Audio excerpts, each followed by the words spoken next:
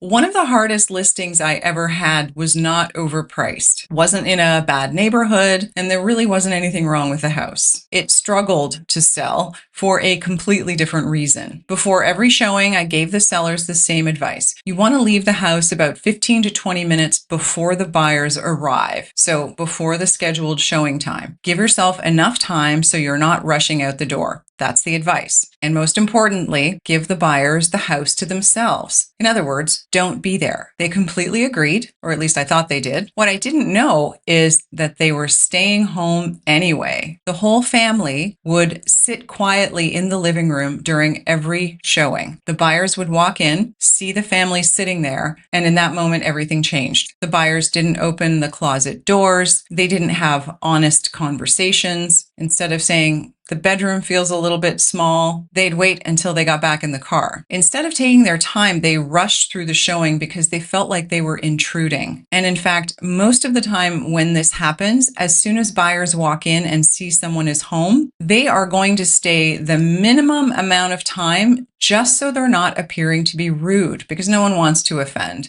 No one's going to walk in the front door, see the sellers sitting there, and turn around and leave because that's offensive. No, they're going to stay a prescribed amount of time, a very small amount of time, and then they're going to run away. Now, you might be thinking, Dana, it's my house. Why can't I just stay out of the way? Of course you can. The problem is that the buyer experience is totally different for them when the seller is home. They stop imagining this as their future house and they start imagining it as your house, because you live there. And that's exactly what happened here. The house never really had a chance to sell because the buyers never felt comfortable enough to experience it the way that they normally would if there was no one home. The way I look at it, by the time buyers leave your driveway, you want them talking about the house, not about the fact that the family was sitting in the living room. If you're selling a home, leave 15 or 20 minutes early. Go get a coffee, take the dog for a walk, run some errands. Whatever you do, give the buyers a chance to experience the house on their own. It gives your property the best possible chance to make a good impression. I'm Dana Gain, and that's what I'd want you to know.